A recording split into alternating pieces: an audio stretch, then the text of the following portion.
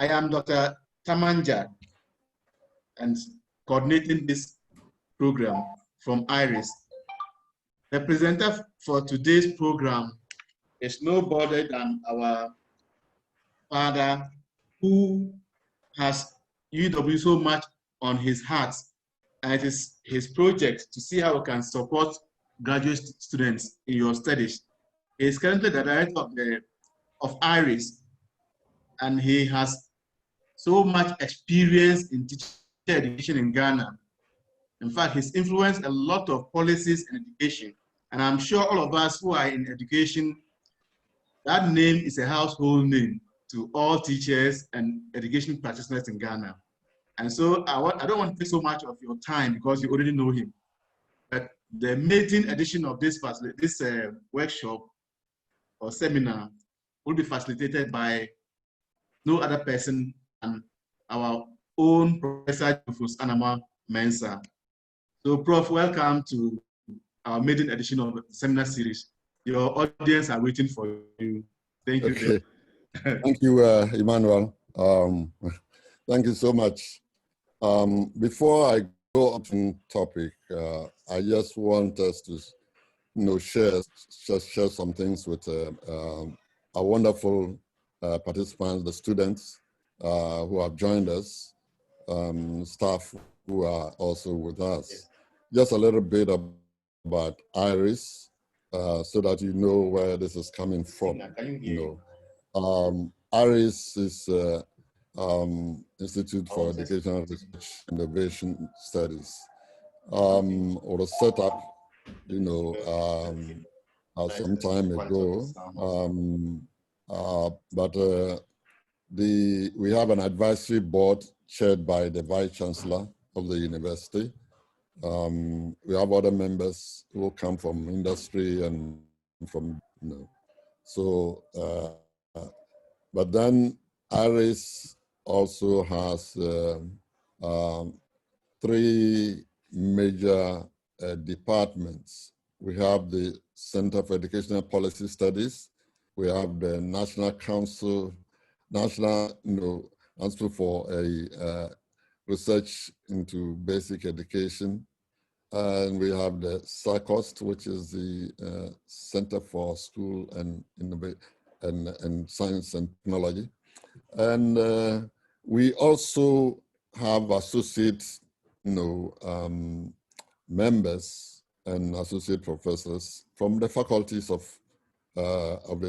education in the university, so that we embrace everybody, because we think that what we are doing, the carrying out research and so on, is so critical to the maintenance of the university. We're looking at our situation and why it's really important for us to do this, carry out this series of lectures and seminars and workshops for our graduate students. We have the tendency to emphasize mainly on teaching over research.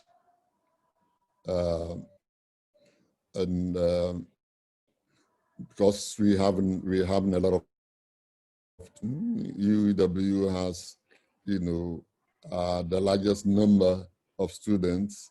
My last count, I was told, what is 95,000 or something, and that's quite a huge number, So all our time is spent on teaching and teaching and teaching.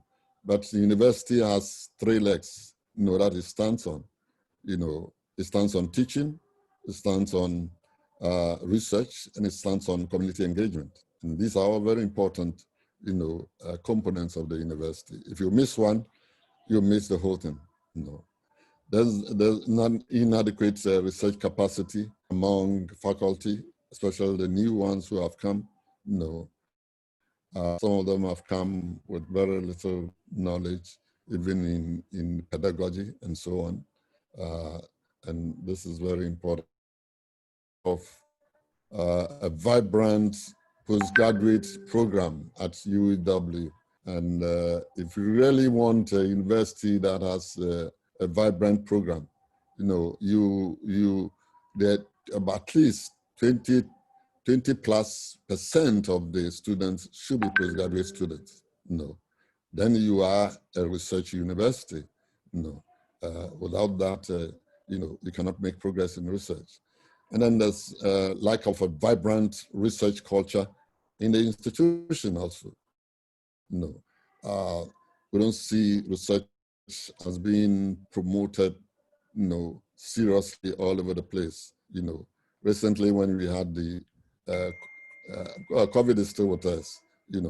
How much research did we carry out in COVID? No. To find out the psychosocial and emotional stress of our students and so on. No. How much did we do? I mean, these are things that tells us that there's a lot to be done. There's also poor supervision of graduate students. Some stay for about, more than the required number of years, 4 years, 5 years, 6 years, they are there, and we need to do something about it, and in terms of publication, at the last count, we produce one article per academic staff every 10 years. If you take all the staff together and you look at our publications together, this is what it turns out to be. And I think we need to do better than that. If we want to be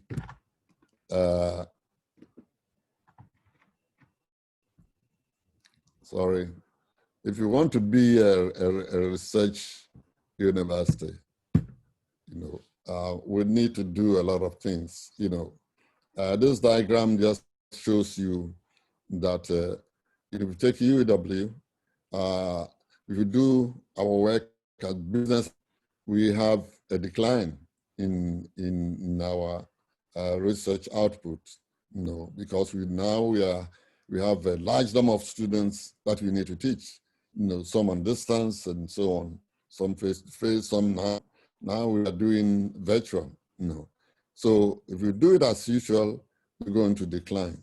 But if we do increase our output a little, we will have a normal growth. It will be slow, but it will be, in the end, we'll find that we are making progress, But if you want to be like the global universities, which are research universities, no, then we need an accelerated growth. We can't do the normal growth. We need intensive growth, and that's where UW can then come up, and you are the students who are being trained, in your PhD, in your MPhil, to conduct research and so on, and move the system up to where we want to see UW, grow to. If you want it to be a top university, we cannot do things business as usual. We cannot, conform to the normal growth, just gradual movement. We need accelerated, intensive growth. If we do that, then UW will move forward. So the mission of IRIS is to promote a culture of research and innovation and the development of human resources in educational research, use of evidence-based information to promote the practice and formulation of educational policies for the country. This is our mission. And this mission involves a number of activities: promote a culture of research and policy development, through seminars, and postgraduate research work. So seminars like this one, is very, very important. Promote postgraduate education, especially doctoral research, studies, and workshops, and our flagship program, research and thesis writing seminars for graduate students. I think it's so critical for us. All the universities I've been to, whether it's on Fulbright or Commonwealth or visit to the places because you have been invited, you find that there's something like this going on all the time. It never stops. it's ongoing, in order to develop the research culture, develop the research, expertise of the people. So this seminar we're having is actually a collaboration with the School of Graduate Studies, of the university. It's important for us to come together and ensure that we're able to at least develop the human resource that we need, for the country. And I think we agreed that the participants to this workshop would be all the PhD students. I encourage you to participate. The MPhil students who are carrying out research are also required to register and to receive a code number to attend. That's the password and so on. The seminar IDs and password, I'm sure have been provided to you. That's why you are here with us. Students also expected to enter the sessions at least 15 minutes before the lecture, and staff will come in maybe 5 minutes before, But just to get yourself ready, and for us to know that you're also serious, with whatever we're going to present to you, and latecomers will not be admitted in future, I think we need to, have a good system in place. Some 2 months ago, I participated in something like this in Nigeria. I gave 2 lectures there, and the students were there on time, and they all had name tags, so you can see them and then call them, and so on. And I think we can also do something great like that, So this takes me to the objective of the seminar: build the capacity of the graduate student for research and thesis writing, develop more confidence and ability to undertake extensive research and write good thesis, increase understanding of the process of research in education, and very, very critical, and take students through research methods in education, help students to develop capacity for data management of the data that they collect, and sharpen students' academic writing skills, provide hands-on experience, opportunities for experience, and give us opportunity for experience, and then support students in preparing thesis proposal for presentations, and support publications while writing thesis. Whilst you are writing the thesis, it's possible for you to publish 1 or 2 and that's a very, very important training. Some of us as were subjected to that, and we're able to do that. So it's a practice that we all need to develop. Your facilitators have been selected, wonderful people who will be also giving the other presentations. We have Professor Aloy Ajoku and Professor Kankam joining together, Professor Rahim, and Ruby Hansen will be joining also in one of the sessions. Ediso, Parigo, and then Dr. German will also be there. You have Mununkum, Richardson Mununkum, who will also be picking a presentation. Dr. Daniel Perry will join Dr. Sari Amua to also share their experiences with you. And then we have Professor Sedi Adu and Professor Charles Asua also sharing theirs with you. Dr. Tamanja, who is coordinating all this, will have some time to share with you on 2 or so occasions.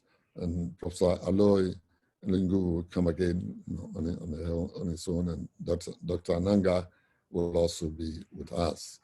So these are the people who are going to do the facilitation. in future, what we hope to do is we've talked to some people from the US and UK who are willing to participate if they're given the topics in their area. They want to share their experiences with our graduate students. And these, cross-fertilization of ideas, will be very helpful in preparing yourself to become, seasoned and expert, researchers, and to complete your thesis without any problem.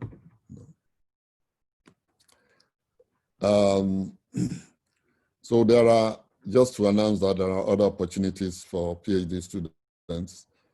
We have the IRIS Lunchtime Brand Bag seminar series where short presentations are made and people can make comments on them and so on. So if you have a particular issue that you want to share, Dr.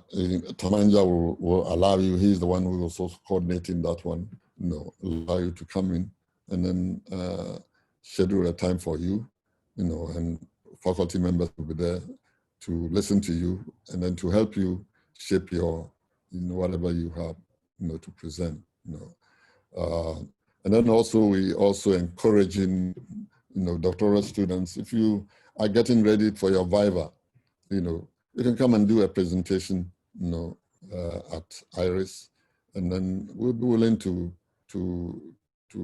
share our ideas with you on how you should go about it and so on. So these are all issues that will help you.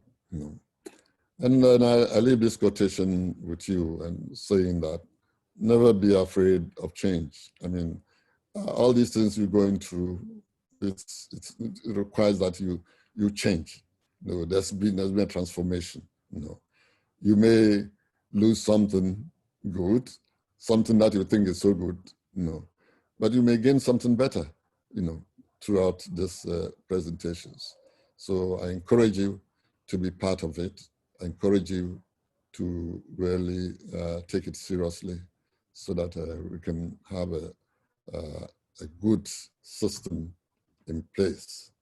Thank you for that. So this is just the on IRIS. I'm going to share with you the actual presentations for today.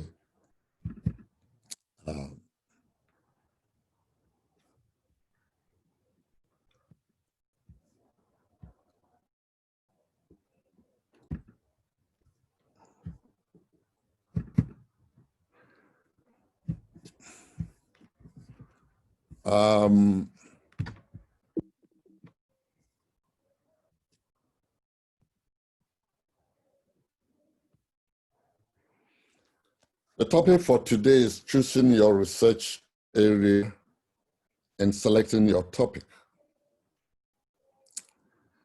And I've written from conceptualization to publication, This is where everything starts.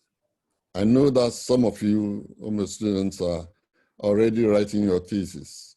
Some of you have got your topic on, you are working on them.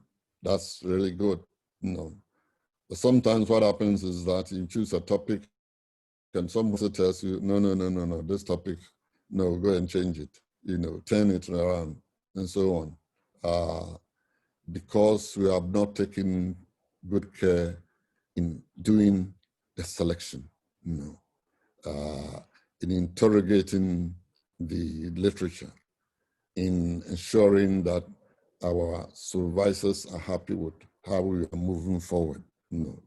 So it may be good for those who are starting. It may be also a refresher for those who are already on the way. But I think that it's important for us to know that this is the basis of research. You can't start research without knowing your topic. you'll be walking in the wilderness, not knowing where you are going. So it is important that we look at this particular issue very carefully, because it is the basis of research. And I use this, Alvin Toffler's statement, which says that the literate of the 21st century will not be those who cannot read and write, but those who cannot learn, those who cannot unlearn, and those who can relearn. So it's important that as we go through the process, we're going to learn, we're going to unlearn certain things that we have learned, which is not, helpful to us. And then we're going to relearn some new things. Some new things will have to be learned by all of us. Life is not static. Knowledge is not static. It continues to change. It continues to be transformed. It continues to make a difference, in our lives. So it's only those who are in the grave, they are the ones who change. I mean, even change all the flesh goes away and so on, but they cannot respond to any learning issue. So, so the focus for this presentation, I said it's a contribution to capacity building in research and development. So we'll look at what is research, because before you can choose a topic, before you can choose, this is a research area and I'm choosing a topic. The topic is embedded in the research process. So you need a little bit of knowledge, not a deep knowledge, but a little bit of knowledge about your the research process. And once you understand the research process, then you know as you go in through the system, you're able to utilize some of the issues that are embedded in the research process. We're also going to look at choosing your research area. What is your research area? Selecting your research topic, doing a background study, in brainstorming, or mind mapping, as a process, And then we're looking at the criteria for evaluating your topic. There must be a criteria that you use to evaluate your topic so that you can select. Sometimes you have a number of topics. This is interesting, this is interesting. So you need to go through all of them, through all the processes that we'll be, talking about here. And then do an evaluation to see which one is really, does it conform to the criteria for choosing topic. So once you stamp on it, even if they all have the same score, then it should greatest interest to you, that you think this is something I have to do, Excuse me.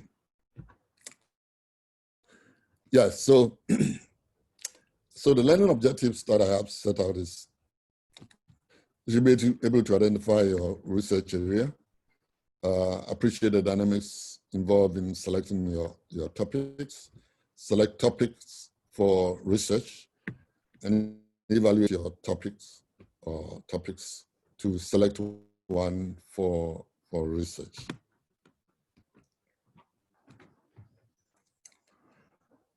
To choose your research area and topic, as I've already said, one must first understand what research is, the research process, and the terminologies associated with research. You can't just jump into a topic, say, this is the topic. Yes, no. So I'm going to do the research, and you don't even understand what research is, I think we need to those ones and see. So what is research? Is it a systematic process? Is it a creative process?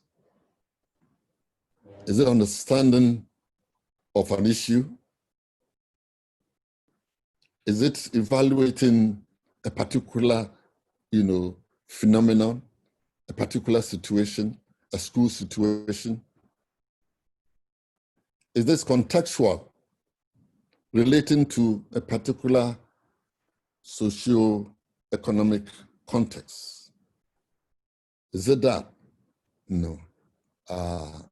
Or it's all of the above? No. So it's important for us to see the depth and breadth of the research that we're carrying out. You see some people doing, looking at a telescope, and some people discussing things and so on and so forth. No. So these are all critical issues related to research. This diagram also looks at, am I looking at a ball that will tell me that, yes, this is the answer to all the problems that we have? No. So you are in a place and the woman is telling you about the things that you can see, she can see in the ball and giving you all the information. No. So the question is, what is research? What is a research area? No, I didn't understand it. No. What is a research topic? So I'm confused. What have others done? No. Can I go back and look at what others have done? Maybe that will help me. No. So when you are carrying out your research, trying to get to the topic, so many things come to your mind. So many issues come, and you need to deal with them. So here we're saying that research is a systematic and detailed study into a specific problem that you have selected. No. In order to generate new knowledge, validate existing knowledge, or apply the findings to solve a problem. So 3 critical issues. Or let me say 4. No, I mean, it's a systematic study. No, it's not a haphazard study. It's a systematic study. And there must be a problem that I want to solve. And in solving the problem, you ask yourself, am I going to generate new knowledge? Am I going to validate what already has been done? Somebody has done a study already. No. Maybe a study done by Emmanuel. No. And you want to validate the study. So you try the study in probably another context to see whether the findings will be the same. Or you apply the findings to solve another problem. No. So you look at somebody's work, which he did probably in chemistry, and you find that, oh yes, this topic, the way it's been done, can I do it in biology? Can I do it in social studies? No. This is problem also we have in social studies. Can I use it there? So it is important to take note of the fact that if you are carrying out a study which does not generate new knowledge, which does not validate existing knowledge, which does not apply the findings of the knowledge to anything, then you ask yourself the question, what am I doing? No. These are the critical issues that you need to, look at as you carry out, the process of identifying your topic. there's this statement by Dobby who says that, the average PhD thesis is nothing but the transference of bones from one graveyard to another.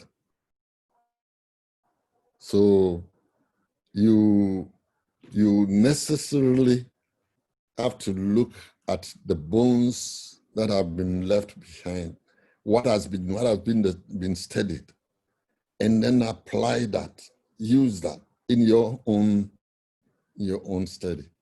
So we'll come to that when we come to the background study or literature work. It's just taking what has been done elsewhere. What does the literature say? About all the things in my area. How can I transfer them into my own study? So we'll look at that. So what is the purpose of research? We're still looking at research, to get a good view of that. And we say to enhance your ability to think critically about the contextual reality of research and the purpose for engaging in research endeavors. The critical word here is the contextual reality. You are going to deal with the reality. The reality may be a created one, or maybe reality that, as some paradigm says, exists already. No. The positivists say that, no, it is there, it is objective, it exists, the reality exists.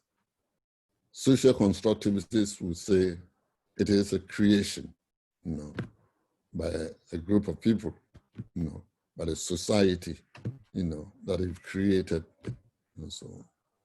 And to facilitate your ability to conceptualize and conduct research, to encourage reflection upon the ontological and epistemological assumptions that you bring to the research process, and to enhance your awareness of research designs and methodologies. So that's the purpose of research, and to continue to broaden your horizon regarding outcomes of research, encourage creativity in your active engagement with the research process, to serve as a tool for innovation and change, to produce high quality, original, and insightful research, and then to contribute to advancement of our understanding of human behavior and social life. So you're looking at the research dynamics. We have the reality which resides in the world. And as I've said, it's either a created one or what the positivists will say, it's an objective. It is already there. And we know it is there. So we're not going to the positivists and so on. Maybe another time we go into it, because it's so important when you are choosing a methodology. It is very, very critical to know what the interpretive, ideology paradigm is, what the positive paradigm is. These are all critical, standing the research that you're going to do. So it puts your beliefs and so on, to test. The things that you think, you have to test them. It helps you, and then there's a whole lot of literature, that is ready there, that you need to consult, in order to be able to carry out your research. That body of knowledge is so critical. If you are doing a research without choosing a topic which does not have any body of knowledge, then don't go there, because then you cannot justify even the topic. Can't justify it. So this year, just to know some of the terms in academic research, be aware of them. The research process, the research questions, the hypothesis, positivities, interpretive paradigms, research design, conceptual or theoretical research, then basic or pure research, and then we have the applied or practical research, theoretical framework, conceptual framework, research methods, qualitative, quantitative, mixed method, and so on and so forth. So you have a whole lot of research terminologies. Not that you should them, but be aware of them. Know that they exist, and I can't bypass them. I need to utilize them somewhere along the line. So at least a little understanding of that should be there, and I'm sure that from your master's programs, you have been introduced to a number of these, so they will not be new to you, in your PhD programs.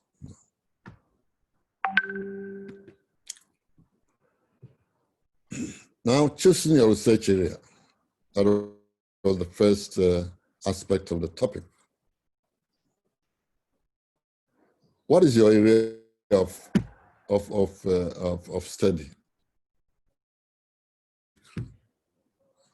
Maybe you are in psychology. Maybe you are in social studies. Maybe you are in innovation, humanities, and so on. In science, STEM studies, in medicine, we don't have medicine in UW, but, early childhood education, primary education, tertiary education, policy studies, So you may have a whole, a particular interest area, This is what you have been researching, or you have been doing working. Your courses are in that area, So you are interested in that, and your expertise is in that area, I don't expect that, you are in probably leadership, or say social studies, and suddenly you want to do, STEM studies, we choose a topic in science, technology, mathematics, engineering. That is not your area of research or area of interest. That will get you to do a lot of other studies or other courses in order to be able to come to that. But generally, you choose, and you have an area that you are studying. So that area becomes your area of study, if it's painting or whatever, that's what you're doing, So your research should come from your area of interest should come from there, that's your research area, Then how do I now select my topic from my research area? So I know my research area. This is where I've been taking all the courses and so on and so forth. Now, how do I choose or select my research topic? I made a statement here that if our universities are to become world-class institutions, then we need to pay serious attention to the academic core of knowledge generation, scholarship, and innovation. And we talked about it in the preamble to this whole thing, where the diagrams I showed you, really explain itself, that, knowledge generation is very important. Research is very important. So choosing a research topic is the very first challenge every graduate student faces. It is such an important skill to develop as a graduate student, because it will carry you into the future. In the future, when you have done all the things and so on, you want to carry out your, another study on your own, it will help you. It is also the starting point, conceptualization of the topic to the end when you are going to publish. So it is the base for research. So what does it entail? We need to do a background study to select an appropriate topic. We need to brainstorm. And as you brainstorm, or do a mind mapping, drawing things on the board, to just see where you are on paper, to see where things are, all the concepts are lined up and so on. You need to go back to the literature, to the first one, to ensure that the ideas that you are having, link with the background study, to come to that. The first important thing is to select a topic of interest to you. The topic should be very much of interest, and it should motivate you. It shouldn't be a topic that you are compelled, to choose. Oh, I need a topic, so I choose a topic. That's not going to help you. The topic should first be of interest to you, so that you can spend more time and energy dealing with it, reading about it, and doing all the things that are necessary for you to sharpen it. But there are questions that you can ask yourself. Do I have a strong emotional opinion on an issue of interest to me? If you have an emotional opinion, you are going into the topic with all your biases, with things that are not going to help you. So I say, avoid it. If there's emotional connection, it really will not help you to be objective in carrying out the research. And research, you need objectivity. It's in the interpretive direction or positivist direction. You need to be objective in the data collection, the objective in every area. Then have you come across or experienced something that has piqued your interest or made you curious?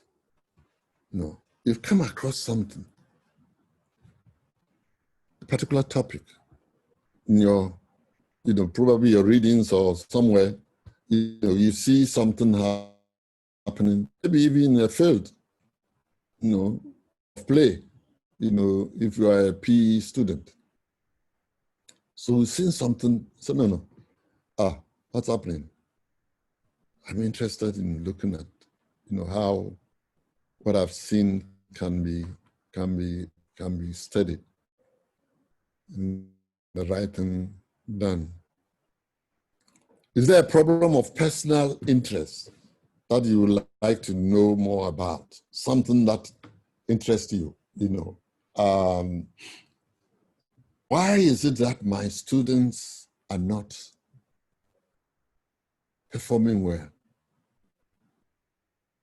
the way I have taught them, they are still not performing well. I need to investigate that. What kinds of methods can I use to ensure that they can understand and also be able to, perform well in this particular, exercise? Is there an aspect of the classwork or discussions or lectures that you find intriguing enough to learn more about? Maybe it's from your lecturer. Your lecturer has, said something that really hit you hard so much that I need to find answers to this, investigate this, So it may come in different forms, Some of the, so many of these things will come, but they all come, and then you need to look at it and see, which ones I'm going to follow.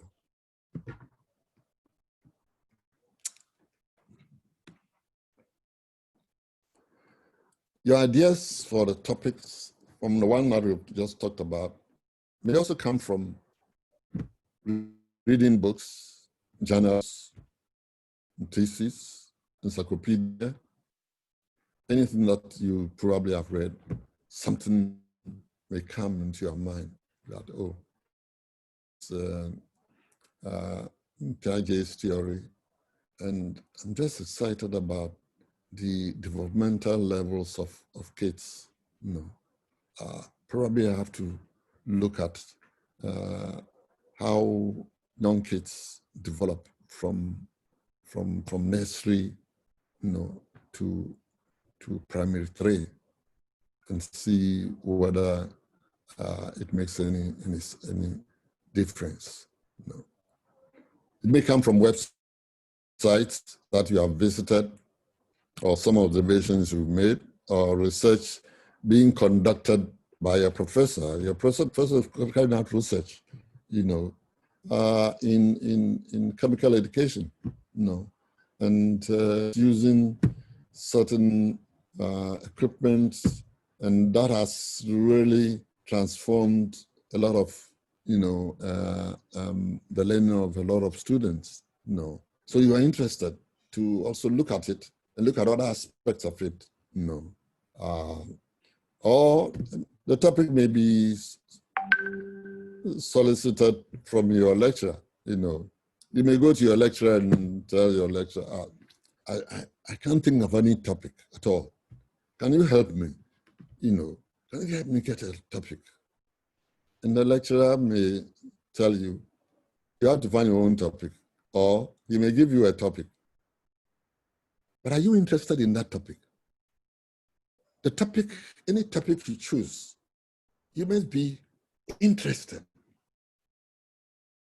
You must be motivated by it, because research is not reading a book.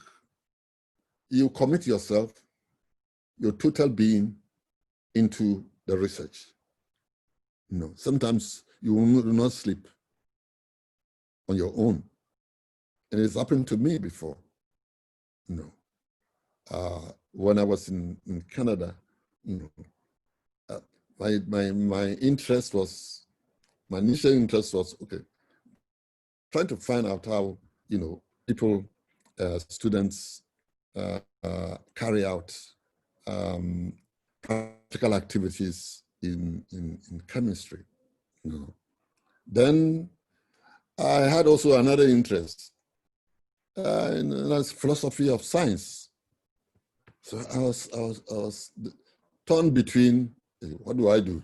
Philosophy of science, as the nature of science, and then practical work of students. So I had to do one master's again in the nature of science, in the philosophy of science, and to see how a teacher,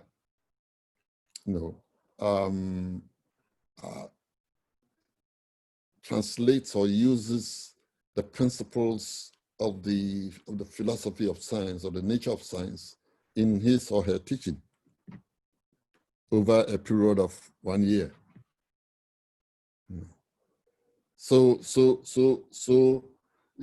you may come across, a different, and in that case, I had to read a lot of books on philosophy. I had to read Kuhn's book, which was at that time the major one that was spearheading, science education. And that was something that you have to do with your supervisors, always writing a piece for them to see that you are on the right path and so on. Okay. So, but the last part of this is that you must understand the university's rules for graduate study. Are there certain topics or areas the university does not want students to research into? Are there certain ethical things that the university wants to ensure that is very, very critical? So you need to be grounded in the graduate study booklet, where the rules and principles, how much can you write on this, and so on and so forth are. And that helps you because you don't want to write so much. And then by the time you check the graduate rules, you have gone way away from it, and then they're not going to spare you. You have to do the right thing, So that's very important, for you. How do I conduct a background study on my topic? The major objective of background study is to identify, it's not just reading the literature. Yes, you can read the literature, read everything about 1,000 books or anything. But that's not the essence. That's not research. That's not a literature research. You need to identify research gaps. That's the most important thing. You need to identify research gaps as you read. What are things that were not done or left undone? Because you need to generate new. You need to be able to validate existing knowledge. You need to be able to apply knowledge, as we have talked about earlier. So how do I go about this? Use web search engines such as Google Scholar, Wildcats, and Bing. Consult Encyclopedia Britannica online and Encyclopedia Americana online for articles that relates to your topic. You also have to browse periodical indexes to get current information on your topic. And most importantly, the university librarian is there. I was amazed when I looked at what the UW library has. Virtually anything, anything you want, you can get it there. So consult the librarian for help. To browse your topic. And they have an interlibrary loan system that enables the library, if they don't have it, a particular article you want, they can easily obtain it from the library loan system, for you to be able to use, and then they can return it and so on. And they have so many websites, many library systems that they are cooperating with. So the library is a big resource, for you when you're doing your background study. You can also look at your coursework, the coursework you've done, in your area, to find articles, to find information that can help you. And as you do that, you try as much as possible, from the larger or more broader, topic that you have, gradually narrow it down to be more specific. How do you do this?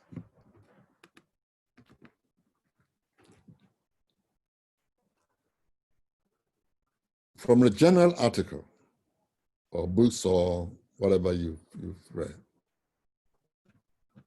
the following may be helpful. You note the full title of the study in the journals or magazines or newspapers that you've read that are related to what you think your broad topic of interest. Read the abstract. So from the topic, you then read the abstract to get a gist of the study. Because the abstract gives you summarization of the study. So you read that abstract, and then skim through the introductory chapter. That chapter is important because it sets the rationale for the study. It sets the importance of the study. It defines certain terminologies. It gives you a whole lot of things that helps you to see whether is this really what I want? Is it really related to what I'm doing? You look at the conclusion and see the kind of conclusion that they've drawn on. But when you look at a topic, you ask yourself, how broad or narrow is the topic? Is the topic in the study broad? Is it narrow? That's a judgment you have to make. How original is the topic? Is the topic original? From all the things you've read, they may not be many, but at least check to see whether, the originality of the topic. Then look at the reference lists, because it helps you to get other references that you can read about. If you look at references in the list, in the study, it helps you to, it's like snowballing, it helps you to look at other references, and then you go through that and you look at other references, that are related to yours, and then keep on going, So you may be reading a lot, through the references that are made. But another important area is the recommendations. The recommendations for further work.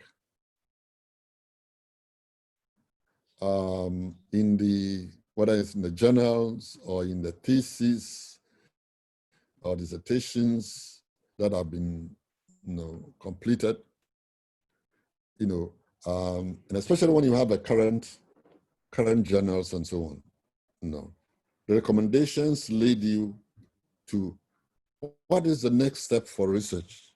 Because these people have done it. They've said that,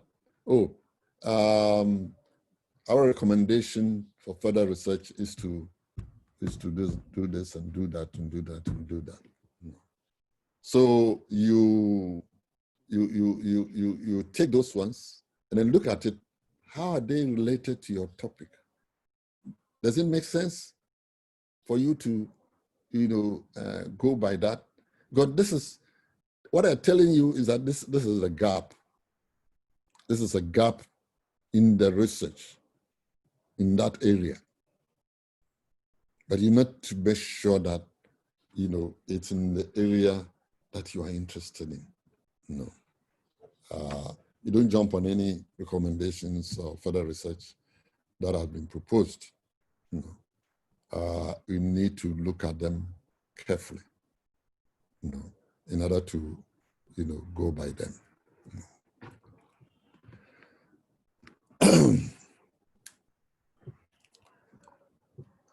You also have to look for and track keywords, concepts that best describe your topic. As you read, you have a notebook by your side that enables you to write the keywords that come into the research or that have been, that you read. So keywords and concepts, you write them down, because these keywords at another time will be the basis for Google search to get more information. They say find broader and narrower terms, synonyms for the keywords to widen your search capabilities. And that's what I said. So if you have the keywords, you have a synonym for the keywords. Those synonyms can then lead you to, if you search through them, lead you to some other, aspects of the study, that using the very first keywords will not have led you there. So this is also very important, using the synonyms and then going to search for it, and then allows you to now widen the scope of your search, in order to, get the kind of information that you need. Then make detailed notes of these words and reference and use them later on when doing further searches on databases or other reference sources. So that's the sense of that. So as you read through, you look at the title of the article, you look at the abstract, you look at the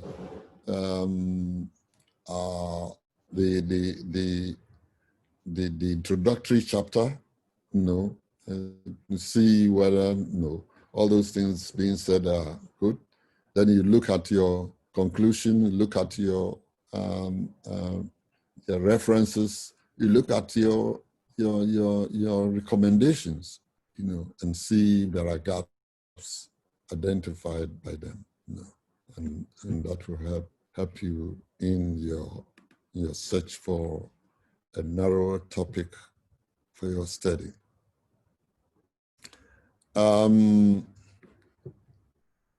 You can also brainstorm, as I said earlier. You can brainstorm because you already have some topic in mind that is of interest to you. And here I would just say engage in free thinking and mind mapping. Just allow your mind to just fly, over the topic. So this topic, what comes to mind? How does it relate to this? So you sort of interrogate yourself, and then put some things down, and then see how they connect with one another. And then you can then go on to look at the literature to see whether, those thoughts, those mind mapping, diagrams you have, how do they relate to the literature? Does the literature, confirm this or what?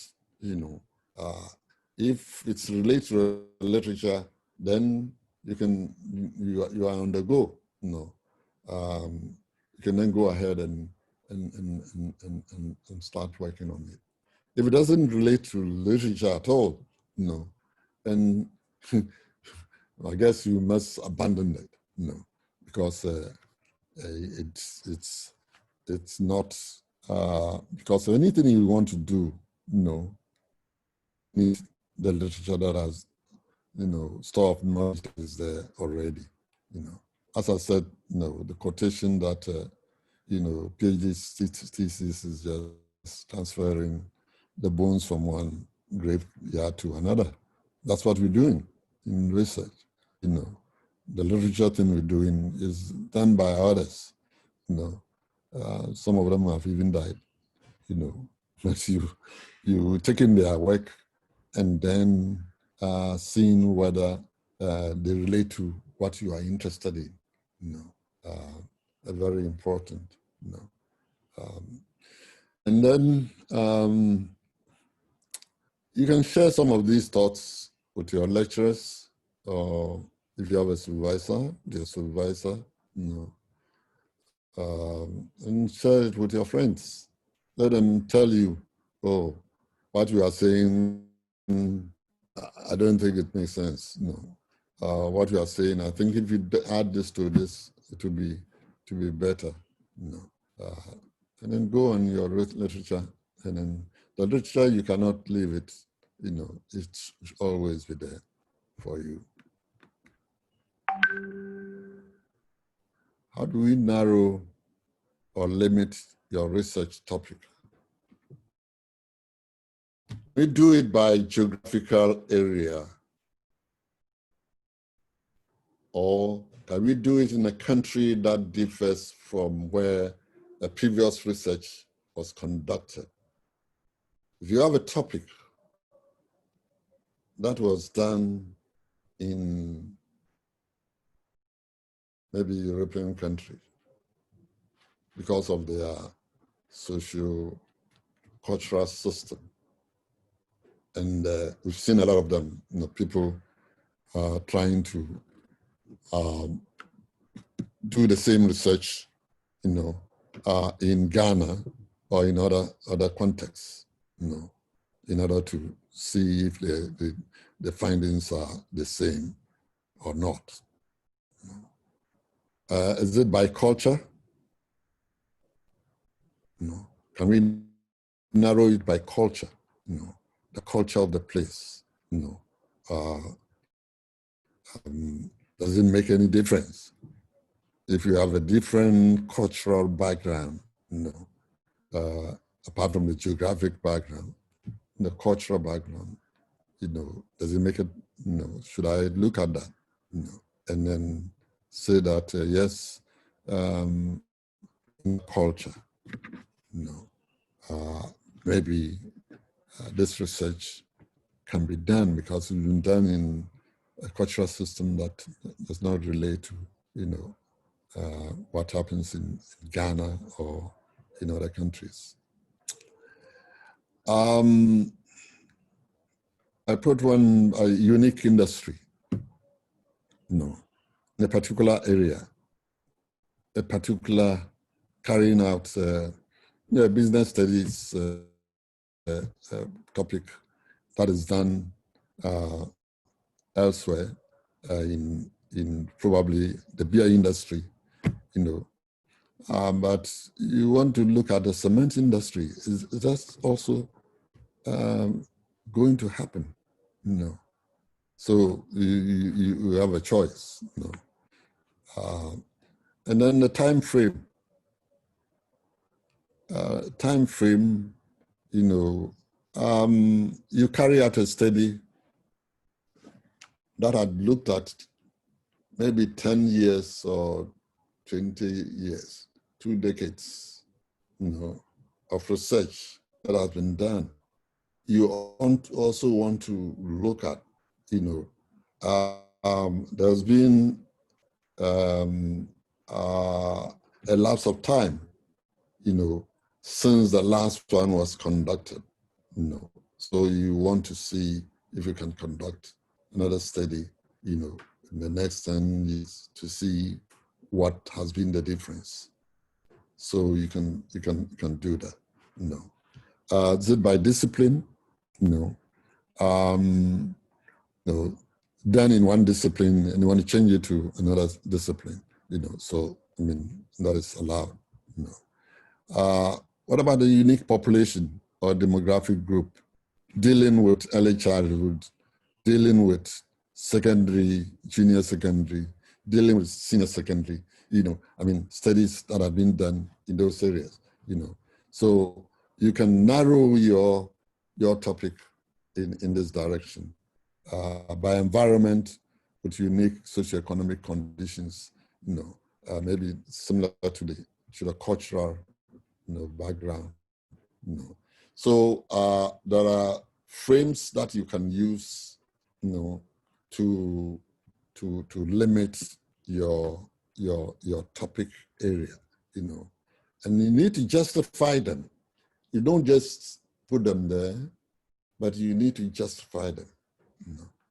So issues about what are the significant cultural differences between the study carried out somewhere else and the study carried out to be carried out in Ghana. What are the cultural differences? Can I use that as a basis for justifying? Varied social conditions, socioeconomic conditions. Can I use that? To justify my study. What are the different belief systems? The belief systems maybe in the northern part of the country, the belief systems in the southern, some areas in the southern part of the country, in Zima area or whatever, So, you're just looking at, these, but justification, becomes very important.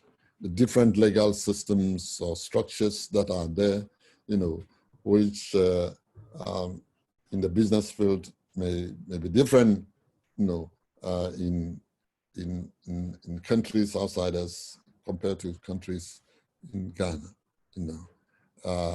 again, different disciplines, could be used as justification.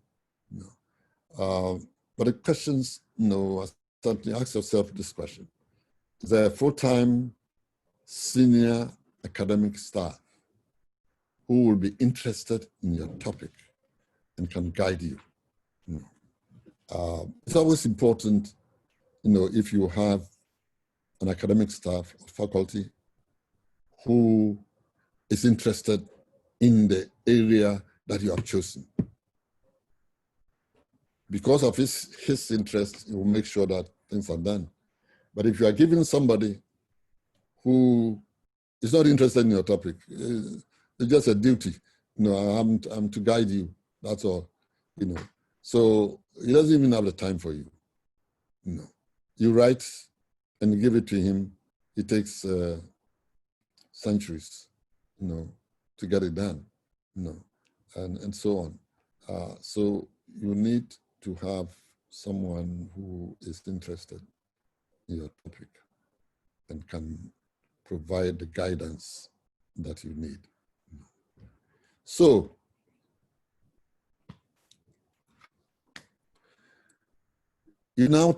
once you have narrowed your topic, you now turn your topic into specific research questions. So we formulate the questions on the topic. For example, we gave this example, the influence of Thomas Kuhn's philosophy of science on science teaching. And here it's in Canada. And then, the research question is, one is, what is the behavior pattern of a science teacher in teaching the nature of science? And the question two is, what specific aspects of Kuhn's theory influence the teaching of the nature of science? So you have your topic, then create a question out of that, and use it as a question. There may be more than 2, 3, 4, 5 research questions. But the idea is to just look at the research topic or idea and then see how you can convert it into a research question. Sometimes we even have a focused research question, a general research question, and then you have a focused one, which is more focused than the first. It's more specific than the first. So that keeps us, takes us all the way through to this. Now, what criteria can we use to evaluate your topic? The topic you've chosen, the research questions you've chosen need to be evaluated. There are 13 areas identified for this. The first is the reality. Know the reality you are dealing with. What are you dealing with?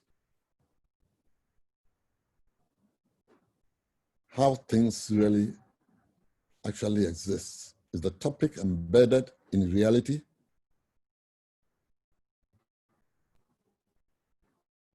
Is this something that exists independently of ideas concerning it? Whatever ideas concerning it, is the topic in reality exists. You're not researching about something that does not exist, that is not real, and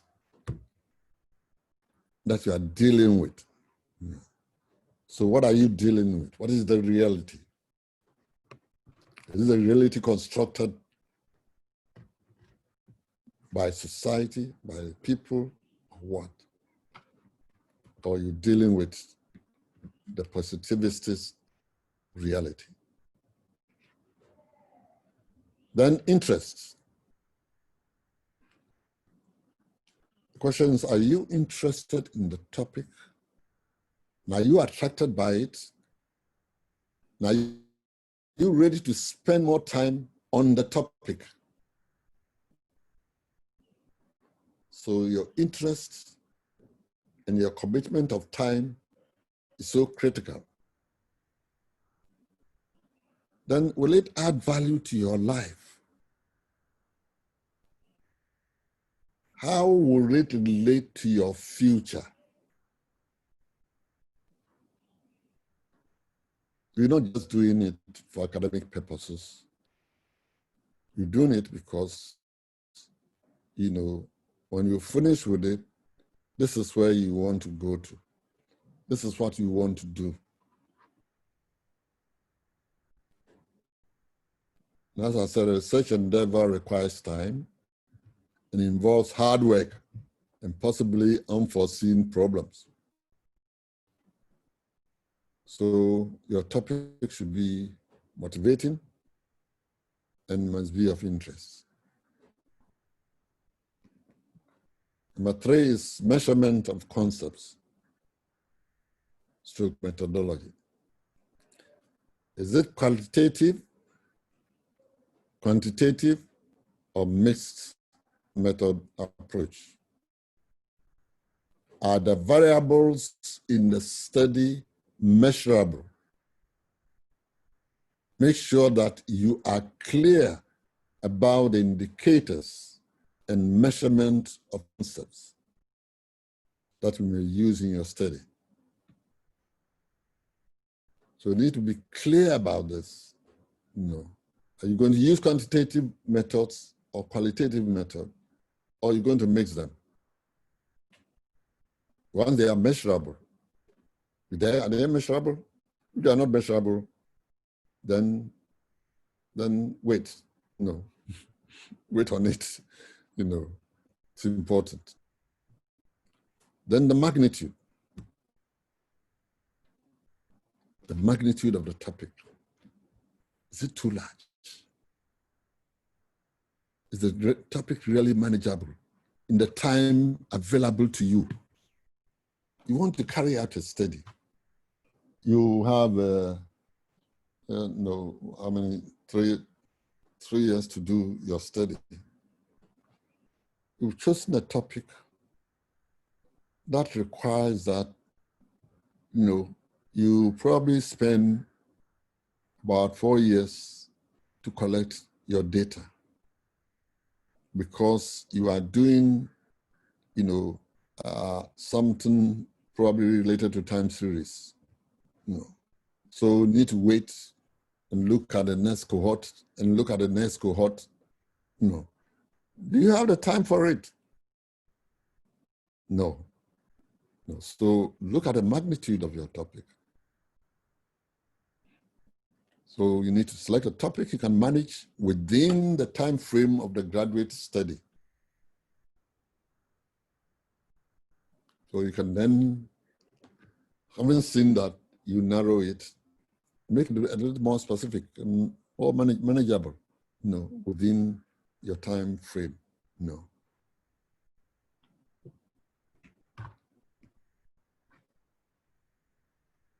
And flexibility.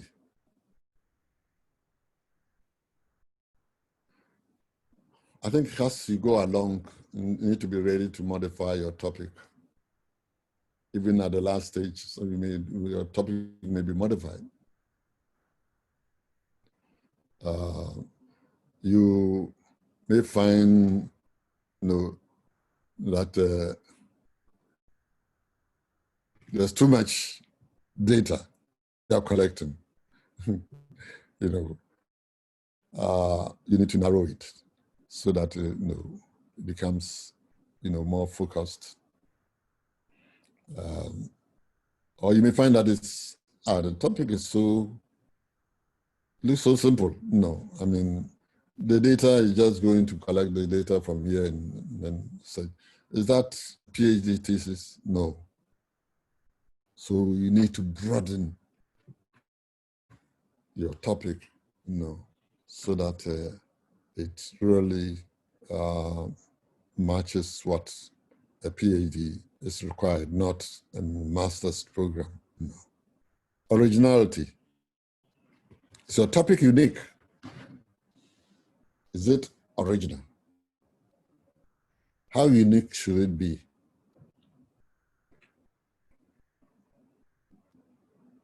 Data requirement.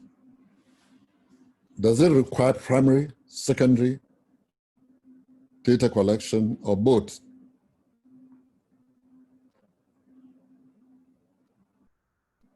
The literature base. Do you have enough literature to build on? Do you have enough bones in the cemetery to move from there so that you can build yours on?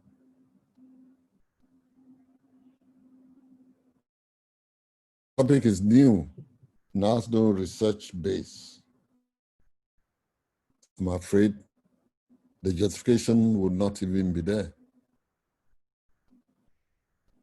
If it is over-researched, the topic has been researched by everybody in Ghana, in wherever you look at, the topic has been researched. What do you do?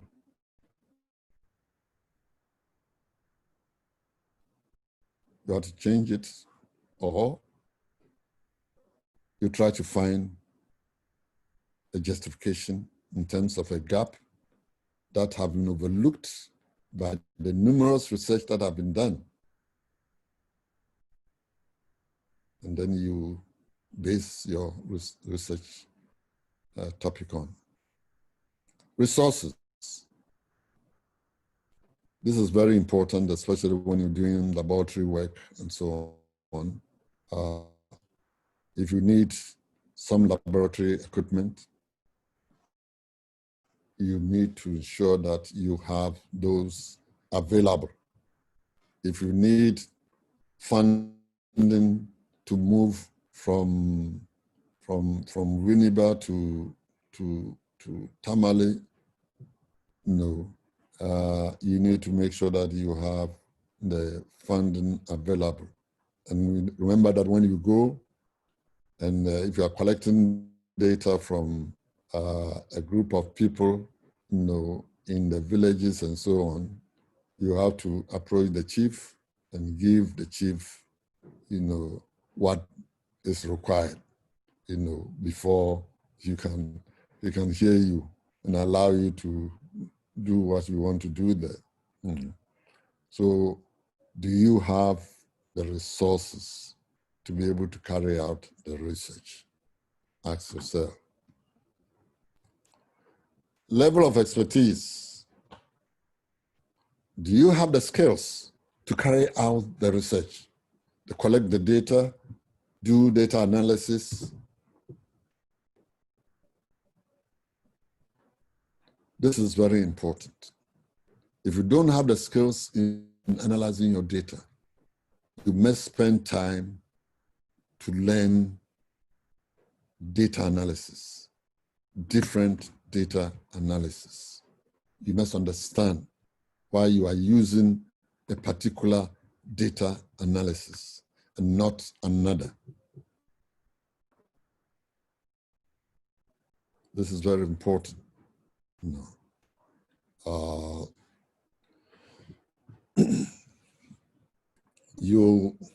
The work is not going to be done by anybody else.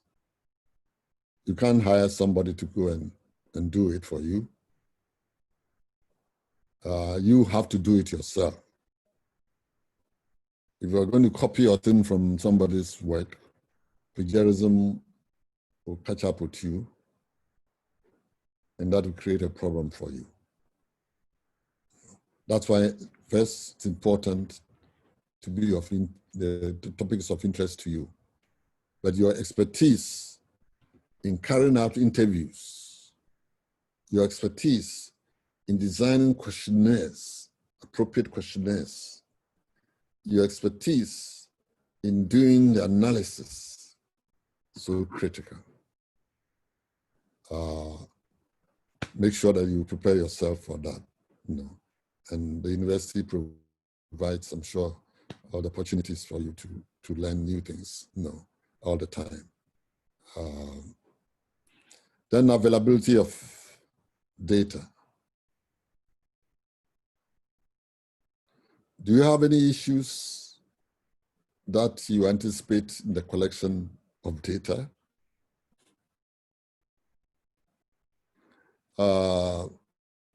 If you have a problem in collecting the data, then that is a major issue.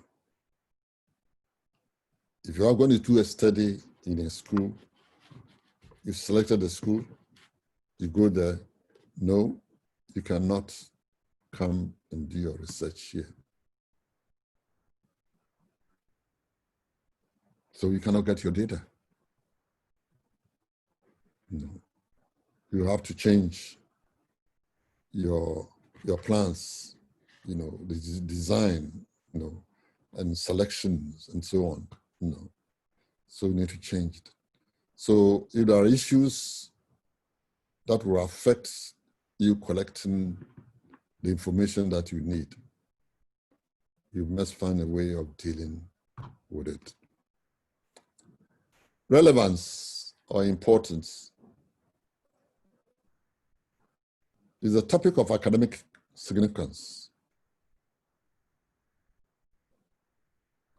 Is it worth researching into?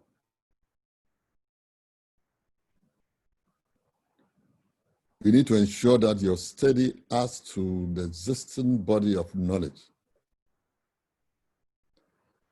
and it should bridge current gaps that you find. It's also useful in policy formulation. This should, help you to sustain interest in the topic and in your study. So relevance is very, very important. If you know that your study is going to, end up in formulating policies for better educational system. Wow, that's a great motivation for you. Then lastly, ethical issues. What ethical issues should you consider? And they should take place at the problem formulation stage. That's where we are now. You know, we need to think about the ethical issues there, how it will affect the study population, and how ethical problems can be overcome. You need to look at the rules in the graduate school booklet. What are the necessary restrictions or requirements? Do you need to have permission before a letter from the graduate school to enter, a school, or from the Ministry of Education to enter a school? No, you need to look at all the ethical issues that surround this. Now, what I've done here is to put all the area we've talked about: reality, interest, measurement, magnitude of the study, originality of the study, flexibility in changing things, level of expertise of the researcher, availability of data, data requirement, literature base, resources, relevance, and ethical issues. If you have just one topic, then you can just evaluate it, put in, a scale of 1 to 10, 10 being the best, so to see how you yourself can grade that particular topic. If you have more than one topic, you can also do the same, and that will allow you to choose the one that you think really go by the criteria that I have set over here. So this is just to allow you to do your own assessment and to come up with something, and then see that it's useful. Then that takes us to writing a summary. You write a summary, maybe just a one-page summary for each selected topic. So if you have one topic, just one paragraph for each, topic, and it contains the following: your research topic in one sentence, and then explain why your topic is original. One paragraph. The originality of your topic. Explain the significance or value. Paragraph. And explain the design, how the research will be carried out. Also, in one topic. And submit this to your potential supervisor for review. Since it's just one page, it's not too much for him to read. And we'll look at it and see your justifications for all those things we've mentioned here. And once it's there, he can then call you and discuss with you and give you advice. But it's important to have this done. It's just a small piece, but it's looking at some of the things in the criteria that you need to take care of. Well, so in times of change, learners inherit the earth, while the learned find themselves beautifully equipped to deal with a world that no longer exists. We are preparing you to deal with a world that exists. You know, you are going to inherit the earth, while some of us may be dealing with a world that doesn't exist anymore. But you are going to deal with a world that exists. Thank you very much for listening to me, boring you so much with all the things that I've said. Thank you. If there are any questions, you can raise it. Thank you very much. Right. Thank you so much, Prof, for your detailed presentation. I think that I will give you a minute to take some water. You've been talking for more than 1 hour now. It's true. I haven't drank any water. I'll just give some briefs as you are taking a deep breath and then some water. Thank you for giving me this. I forgot myself. Yes, so participants, I think it's been worthwhile listening to Prof for more than an hour now. I know that many of you have concerns. Prof will address the concerns very soon.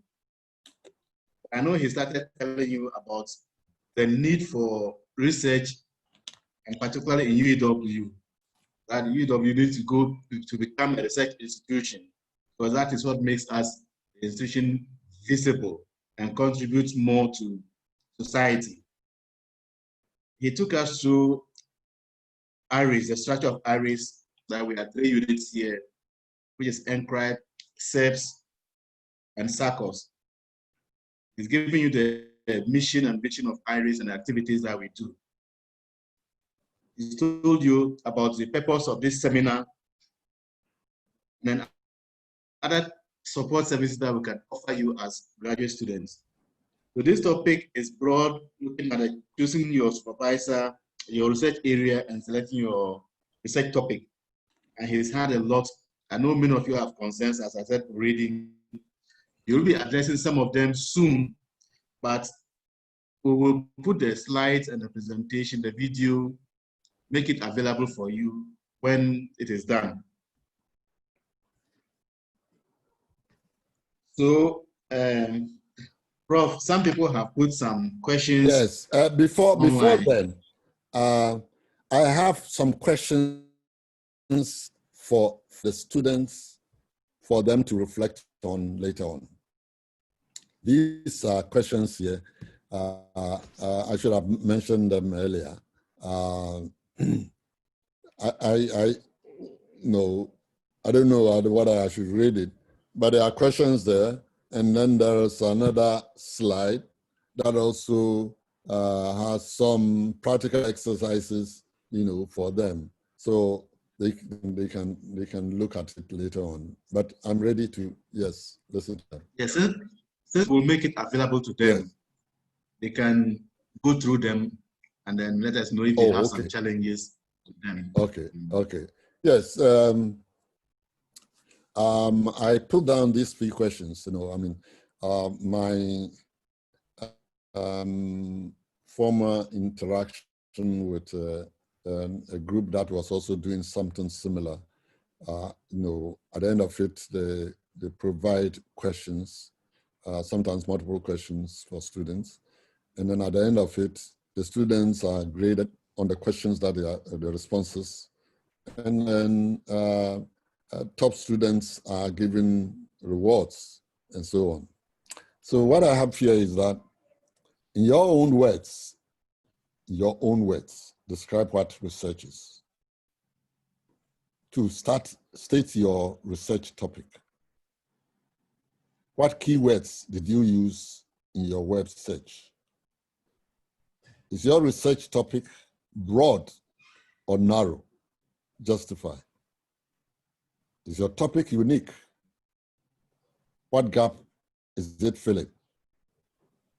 Justify the importance of your research topic. What would be the design for your study? So that's the sort of questions there. The practical exercises just involve the following. The following 6 topics are broad, state 6 narrow aspects you will investigate that fit into these very broad topics. So the topics are sports, music, psychology, literature, science, disability. And then the 2 topics that are, the 2 topics down there are narrow. Identify broader topics that will cover the 2 narrow topics. How will you expand these topics to find more information? And the topics are school feeding in Swedru basic schools, early childhood education in Winneba. So I see this as narrow, but how do you broaden it to, so that we can find more, etc. And then the next one is assuming you are assigned the following topics. Identify 4 keywords you might use to look for information on each. And these are, how is COVID-19 affecting us in Ghana? What are the barriers to reopening of schools in Ghana? How does ICT affect quality of student learning? How can school feeding impact on poor children? So that's it, just to do a literature search, identify keywords that you'll be using for that. Okay, Prof. Thank you. So, Prof, there are some few concerns here. Let me read it for you, see if you can address them. One, Xavier Adams is asking, please, how will I identify a senior academic staff who will be interested in my topic or my area? Okay. Another person, I want Alfred. Alfred says that, please, Prof, what should be the main concern in research, topic or research interest area? Then there are other concerns, other questions that have been raised. Bariham Idrisu says that some online policy briefs and reports do not permit researchers to use them unless written permission is first obtained. Prof, how can one identify such documents and what strategies are in place to navigate such gray areas during research? Thank you, sir. Okay. He asked again. Can I respond to before I forget about all of them?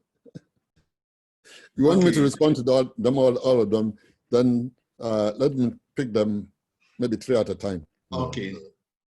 Okay. How will I identify senior academic staff? That's a very important question. You need to know the research interests of all the academic staff you are in contact with. They publish research. I'm sure I may be mistaken. Maybe it's on the website of UEW. Their research is not a secret. The university also publishes a research data book during congregations and so on, and they have a list of staff in their research areas, such topics that they have published. So if you look at them, those research, then your topic is in any of them, that is somebody you can start talking to, you know. He may not probably be a senior person, but once you start talking to him, he can then help you shape things. And then he may even direct you to, oh, see Professor this or Dr. this, you know, I think he will be able to support you in this. No. So first you need to know, the research areas of your faculty, you know, and that's very, very important, you know. Once you know their areas of interest in the research they have done, you just go through it, skim through it, and see if there's anything close to what you are interested in. And I think that you benefit from that, you know. The other one is about the main concern in research. What is it? Topic area or topic? You know, you are maybe a PhD student or Master MPhil students. You've taken courses in certain area. Music.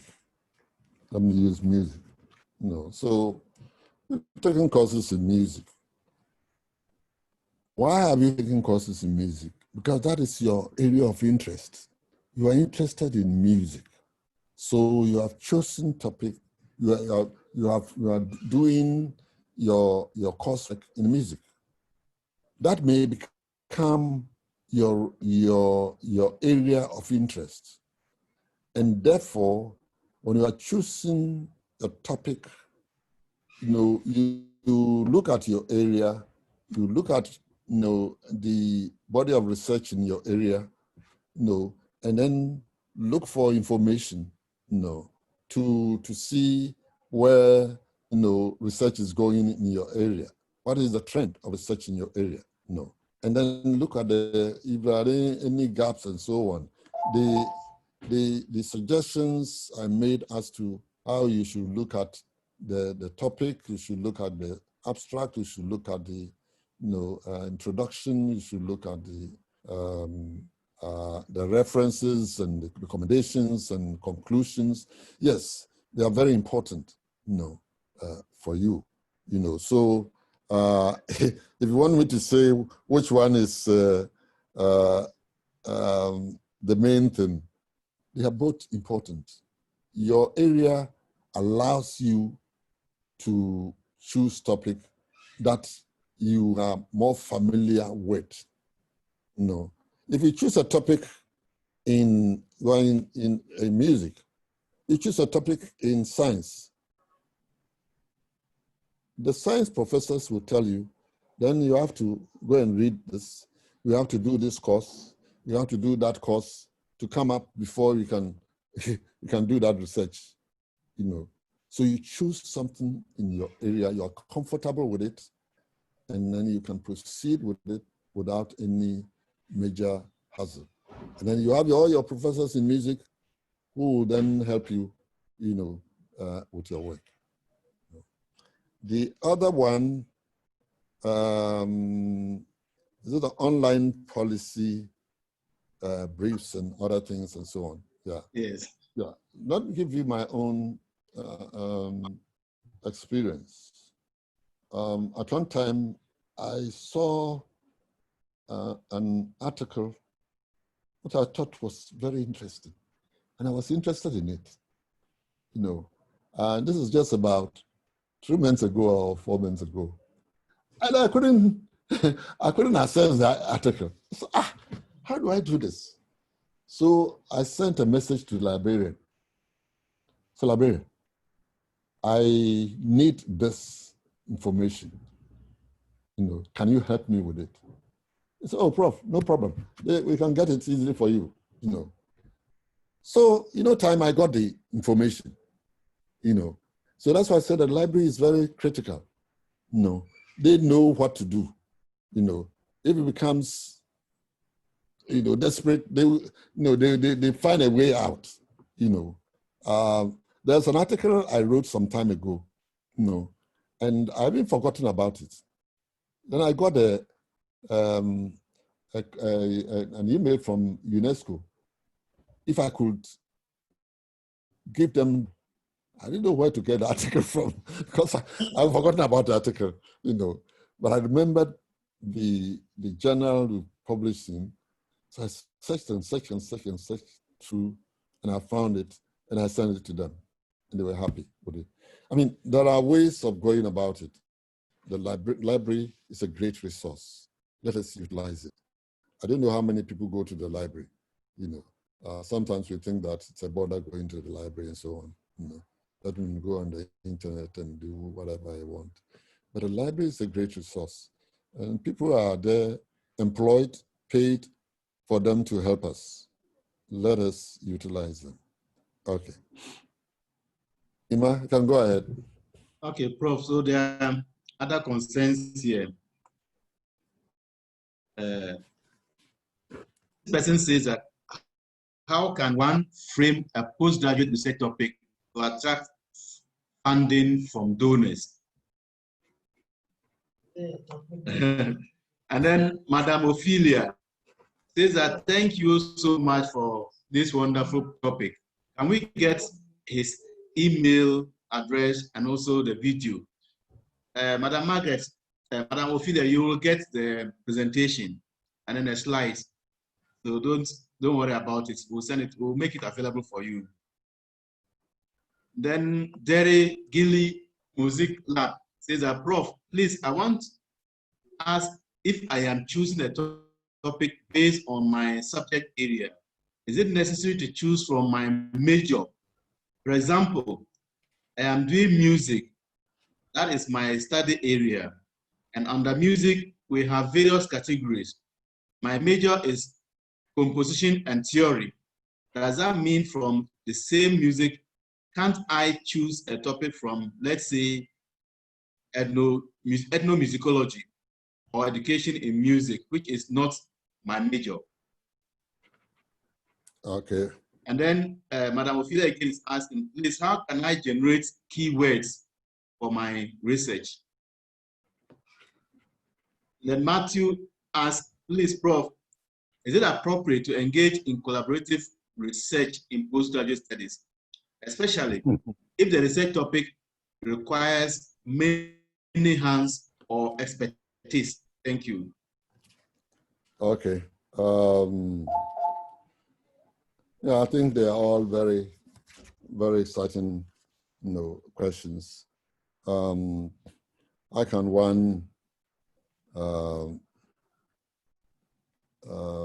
frame, the research topic for funding, postgraduate research for funding. Normally,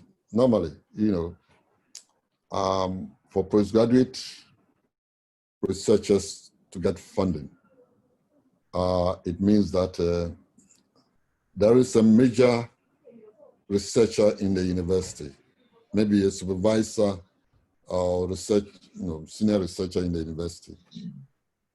He's got funding for research. So he then gives some aspects of the research to a postgraduate student, a PhD student, to do it for his degree. I know of one young friend of mine who's in Cape Coast. He's doing his PhD in Legon.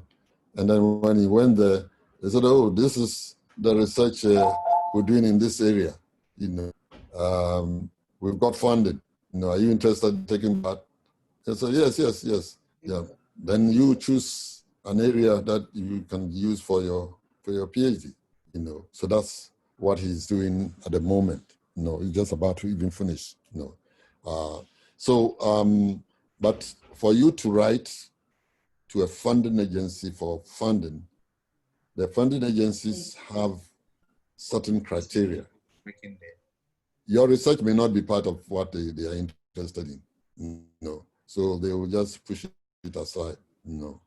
If it's something they are interested in and you follow the directions, then you have to write the proposal according to their, the way they want it, not according to what the university wants.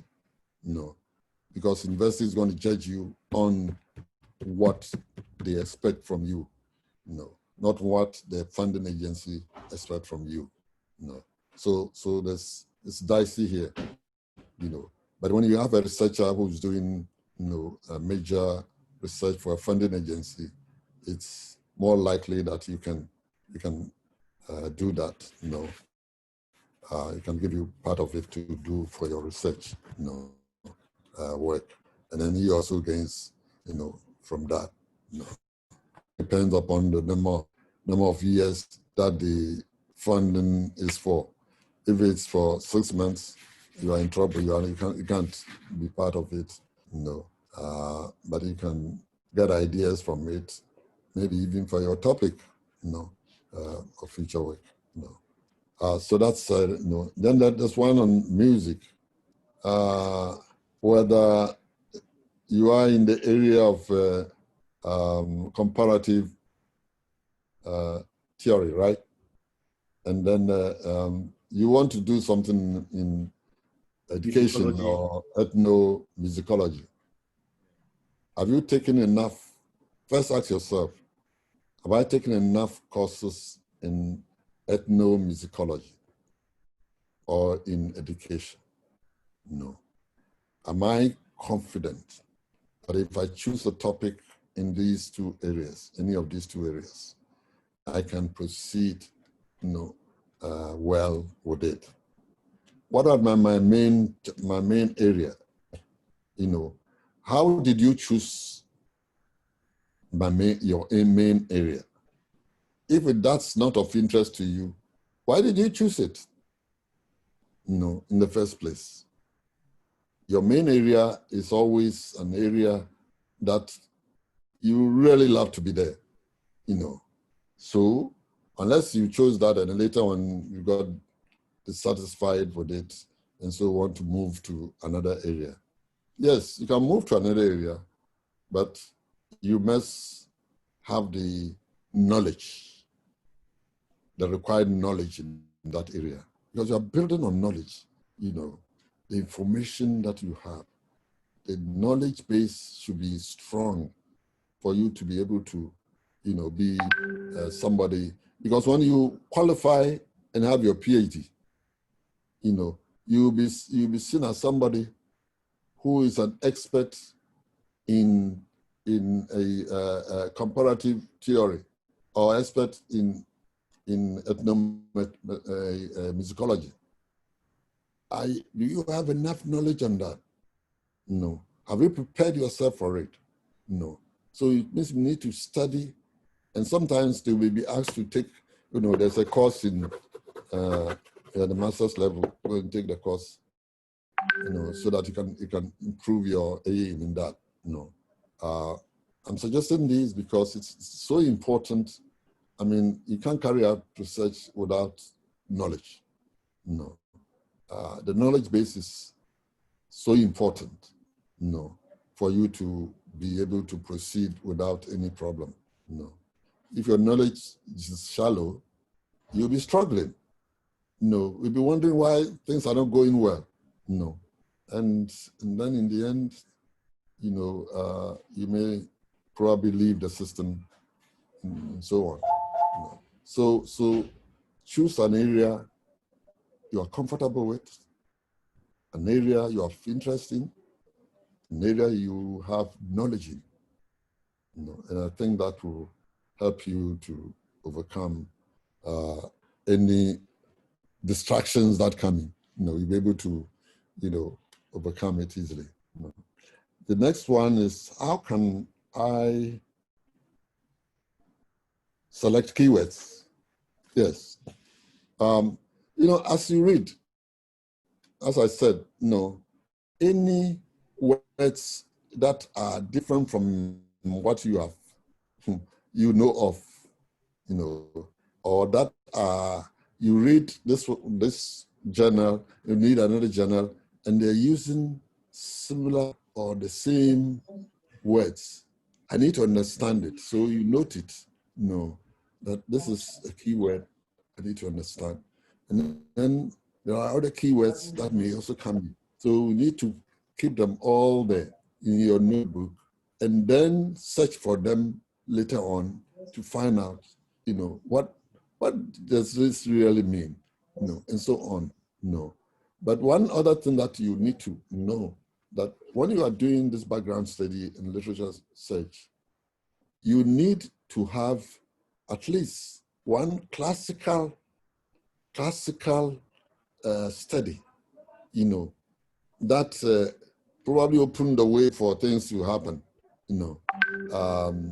So you need to at least reference that for people to know that you have read everything about the area. You even know the originators of this particular ethnomusicology and so on. The Ghanaians who are doing who have done wonderful things and are gone and so on. Those things assures anybody who's reading your thesis, to say that, yes, this is well read. This person, read very well. He's read that, but he has also current information, not information so, Prof, that there's another concern here. Hello? Yeah, one Emmanuel says that, please, Prof, yes. would you encourage PhD students to go more into developing frameworks? I have sat in PhD interview and the panelists told me point blank that developing teacher motivation framework is the responsibility of the Ministry of Education, and therefore an individual alone cannot develop policy framework. I am confused, Prof. I'm confused, Prof. He goes first to that it's a knowledge gap I have identified in existing literature. So he's tied it up to what he said earlier, whether an individual can develop a policy framework. And then Ophelia says that, please, my name is Ophelia, I'm MEFO. Please, how do I choose my research design as a PhD student? Does philosophy has influence on my research design? And then anonymous attendee says that I had my first degree in social studies, but I want to divert into educational leadership. Please, must I research into that area before I proceed to taking that program? And then Opoku Eduse says that, should a topic be based on personal experience or curiosity, or our supervisors help us in getting topics because of funding and also contributing to knowledge issues? Yeah. The first one, you didn't let me finish responding to all of them. Or there are just two left. No, so the first. You finished. Yeah. There was one question on collaborative research and postgraduate studies, in postgraduate studies. Yes. I think it's an important question. Studies are individualistic, but I saw in Sweden where a researcher, the main researcher, had almost about 10 students, but then each student was pursuing different areas within the broader area, So there were so many little gaps. So everybody is looking at the gaps and gaps and gaps and gaps, So yes, it can be done, because what can benefit all of them is that when they all come together to share information, the general theoretical frame is almost the same for all of them. It's only the various gaps that you were doing. So yes, it depends upon the areas of interest, and I think we need to look at it from that point of view, Yes, now back to your to the new ones. I missed the first one you mentioned. The first one is that it says that would you encourage PhD students to go into developing frameworks? I have sat in a PhD interview and the panelists told me point blank that developing teacher motivation framework is the responsibility of the Ministry of Education. And therefore, an individual alone cannot. The ministry has no role in developing a framework. They have roles in developing policies. Policies are not frameworks. Period. No. There are policies that the ministry, that's the work of the ministry, developing policies to guide, actions in the colleges, in the schools, in the wherever, wherever education institutions are. But the framework is generated from your literature review. That is closer to the issues that you are going to deal with within your study. So the two are, it's not the same thing as policy, formulation and so on, So I think it's that one.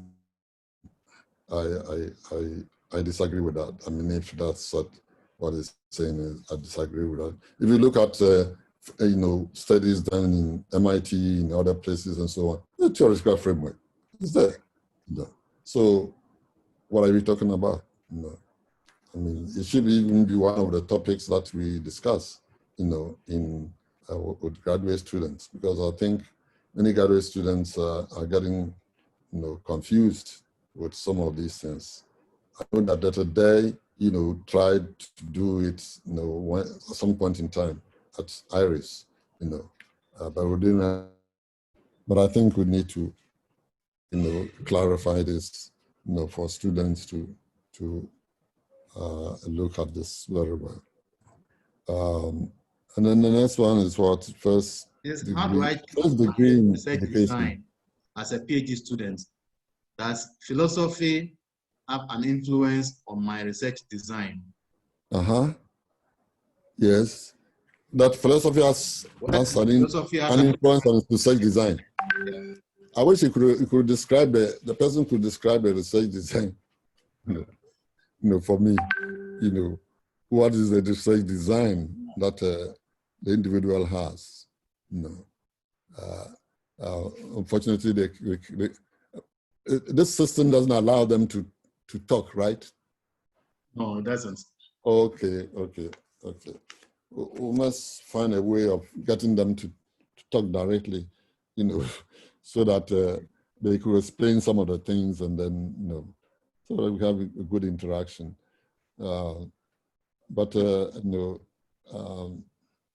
The research, if philosophy, you think that philosophy will influence your study or your topic, then you need to delve into the different philosophical views, exactly, so that you are conversant with them.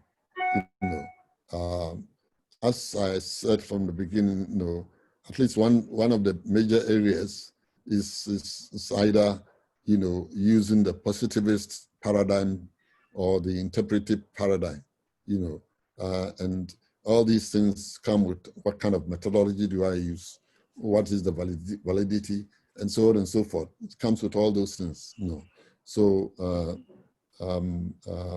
yes, you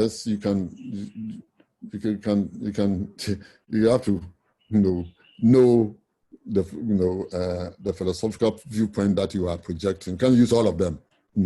So you justify a particular approach and then use it for your study. So, Prof, somebody said that I had my first degree in social studies. Yes. But I read into educational leadership. Please, Yes. I research into that area before I proceed to taking that program. Oh, that's a first degree. No, so if you want to do a master's, in leadership, I think you can go ahead and then and do the master's in leadership. Because you can be the leadership. We don't do leadership from in the first degree. So leadership will start from the master's program. That you do the leadership. Serious leadership. Courses. So once you take those courses, I think you should be confident enough to carry out your study in that area. There are many books on leadership, so many that sometimes you even find difficult to define what is leadership, and so on. Different people coming with their different perceptions, so yes, it is possible. You can do that.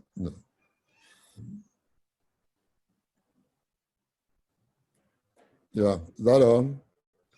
No, there are a couple. Somebody says that should a topic be based on personal experience or curiosity, or our supervisors should help us in getting topics because of funding and also contributing to knowledge issues? I And think somebody's also asking that, please, Prof, does a research topic require a specific number of words making up a sentence? If yes, how many words maximum?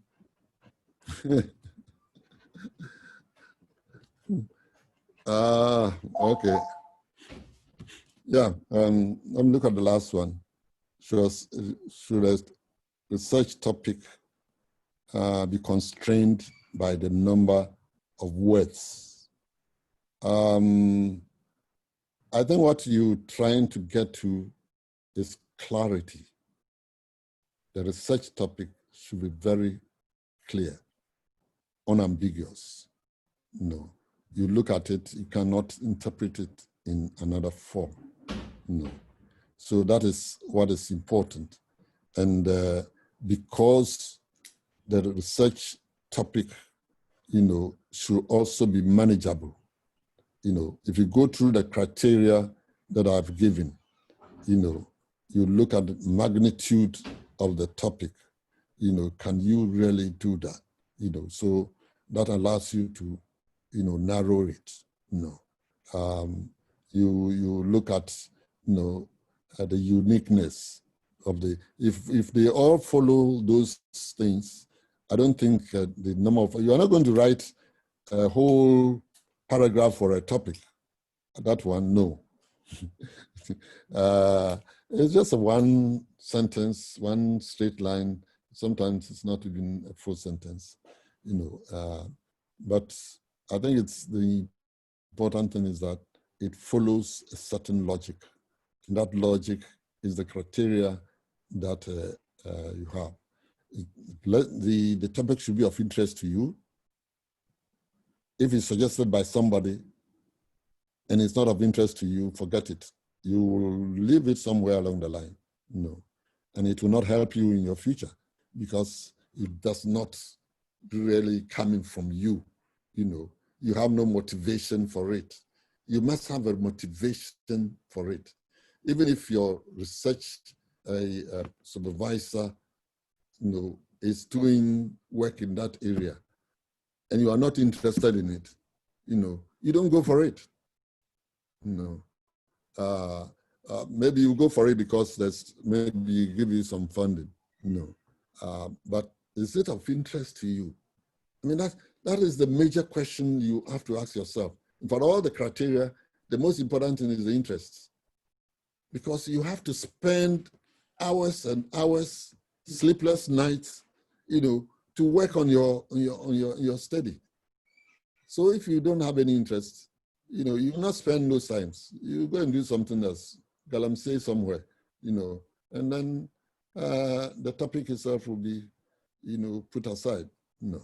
So, but when you have the interest, that is the bottom line for really getting through your study.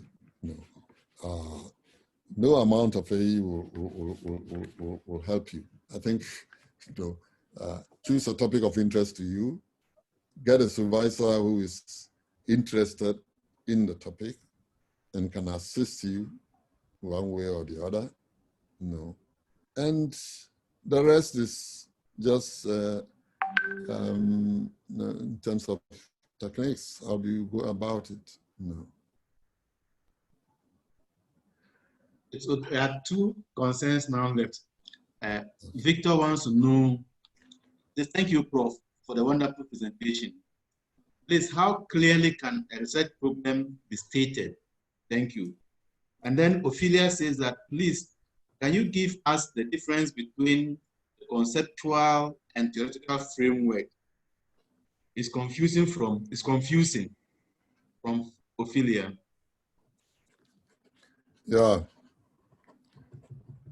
Ophelia's question, I think will be dealt with later on. Yes. It's not part of. It's not part of this. Yes, it's part of the general awareness of the research process. I didn't go into detail because I said that this should be known by all, but what we are dealing with is research area and research interest, topic, selection of topic. When we come to dealing with the real literature review and so on, I think we will deal with these issues because, as I said earlier, they're sometimes confusing to a lot of students, and confusing to a lot of researchers. I was reading something on the net, and there were researchers who were asking questions on the same thing. How do I, state the conceptual framework so that it's not like the theoretical framework, that looks at the entire literature and so on. So I think we'll have to deal with this, in more detail later on. We can do it in the question and answer period that we have. The other one is specific. How clear? Wow, I missed that one. Is it how clearly? How clearly can a research problem be stated? How clearly can a research problem? Yeah. I think the baseline is if you follow the criteria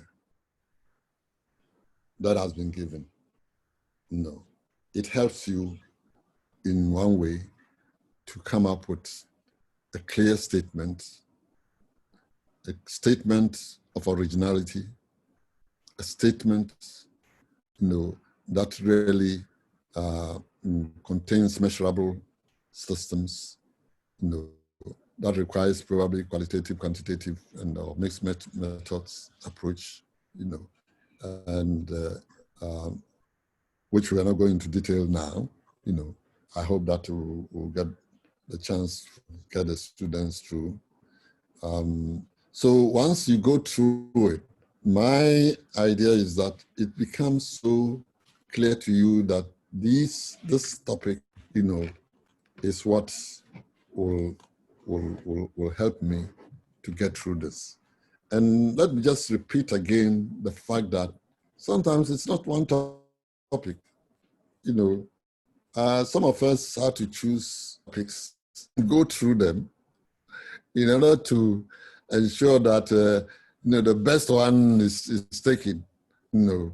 So you go through all of them. You're interested in this, but you're also interested in a certain aspect of the same thing.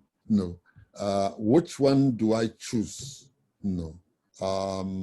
So if you go through the criteria and they all satisfy, the idea is that take the one with the highest number, highest grade, or highest score.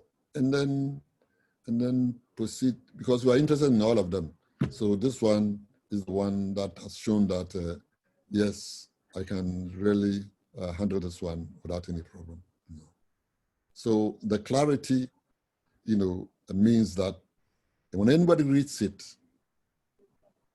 there's no ambiguity. You know, as I said earlier, there's no ambiguity. If there are ambiguity within the topic, then change it, you know, and remove those ambiguous words that are not really helpful. You know, they confuse people. You know. Okay, so that's it. And yes. Okay, thank you so much, and I hope that this kickstarts what we're trying to do. And graduate students, if you have any questions, you can channel it through Dr. Tamanja, and I will get it and then respond to it. So, thank you very much. Yes. Prof, thank you so much for your time and then the insights you have brought on this platform for the students to benefit. This is a very rare privilege for them. You don't often get this. Unfortunately, the number of participants has reduced to 106. Oh. That's because we have stayed far beyond the time that we should have closed. So there's the announcement that we will make this presentation available to students. Okay. But we will encourage them to be punctual. And we have put the schedule for all students to access on the university's website and also with the GRASAC leadership. So our next topic will be on what goes into writing a thesis. And this will be on the 20th of October, next week, Tuesday. Okay. But students can access the schedule to know which dates we will be facilitating which topic. And for many of you who are talking about literature review and frameworks and theories, we will be looking at the literature review on the 3rd of November. I'm sure many of these issues will come up and your questions will be addressed when we look at those ones. Also, somebody was concerned about referencing. Yeah. That will also be done on the literature review, but also we'll be looking at referencing and plagiarism on the 10th of November. So those concerns will be addressed. So once again, Prof, thank you so much for your time. And we thank the students who have been able to make it for today's topics. If there are some specific issues that you want addressed, you can let us know and then tailor that to you. Because the student who talked about the framework issue is coming up with you help him to structure his topic. And I'm saying that this one, he can have one-on-one with his supervisor if he has. Otherwise, he can seek the audience with you privately. Maybe come to Iris or how we can arrange that for him. Okay. Is addressed specifically for him. Okay. Thank you. Thank you so much. So, thank you very much.